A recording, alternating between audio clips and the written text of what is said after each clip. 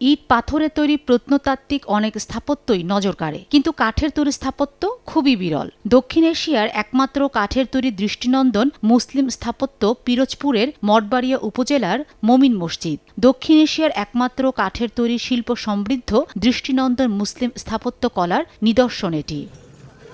পিরোজপুরের মঠবাড়িয়া উপজেলার গ্রাম বুড়িরচর। এখানে রয়েছে দক্ষিণ এশিয়ার একমাত্র কাঠের তৈরি দৃষ্টিনন্দন মুসলিম স্থাপত্য মমিন মসজিদ। সম্পূর্ণ কাঠের নির্মিত কারুকাজ ও ক্যালিগ্রাফি খচিত এই মসজিদটিতে কোনো ধরনের লোহা বা তারকাটা ব্যবহার করা হয়নি। কারুকাজে ব্যবহার করা হয়েছে সম্পূর্ণ প্রাকৃতিক রং। স্থানীয়রা জানান, ১৯১৩ সালে মঠবাড়িয়ার বুড়িরচর গ্রামের নিজ বাড়িতে এই মসজিদের নির্মাণ কাজ শুরু করেন মমিন উদ্দিন আকন। তৎকালীন বরিশাল জেলার স্বরূপকাঠি থেকে ১২ জন কারিগর এবং চট্টগ্রাম ও বার্মা থেকে কাঠ সংগ্রহ করেন। মসজিদে প্রবেশদ্বারে একটি এবং মেহরাবে একটি ক্যালিগ্রাফির নকশা বসানো হয়। মসজিদে লাগানো দুষ্প্রাপ্য লৌহ কাঠ ও বার্মা সেগুন কাঠের উপর এসব ডিজাইনে ব্যবহার করা হয় প্রাকৃতিক রং।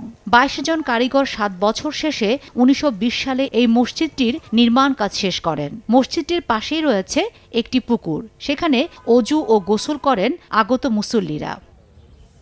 গত শতকের শেষের ২ দশক ধরে কুষ্টিয়ার পানির কারণে এবং যথাযথ রক্ষণাবেক্ষণের অভাবে মসজিদটির কারুকাজ ও রঙের ক্ষতি হতে থাকে। ফলে স্থানীয়ভাবে মসজিদটিতে টিনের বারান্দা দেওয়া হয়। বারান্দা দেওয়ার কারণে মসজিদের সামনের নান্দনিক শোভা নষ্ট হয়ে গেছে।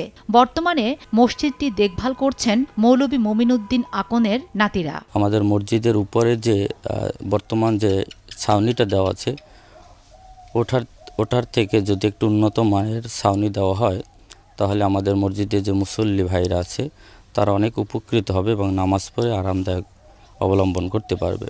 আমার বাবা পড়ে গেছে, আমরা যখন পড়ছি, আমার বাচ্চা কাচ্চারাও যেন নামাজ পড়তে পারি।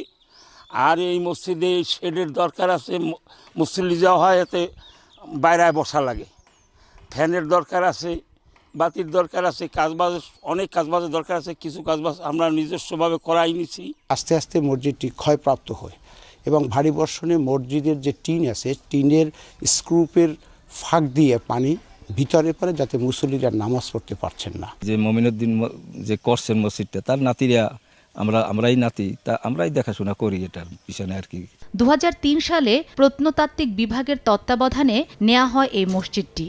তবে সংস্কার বা সংরক্ষণে এখন পর্যন্ত নেওয়া হয়নি কোনো কার্যকর পদক্ষেপ। সময় সংবাদ, পিরোজপুর।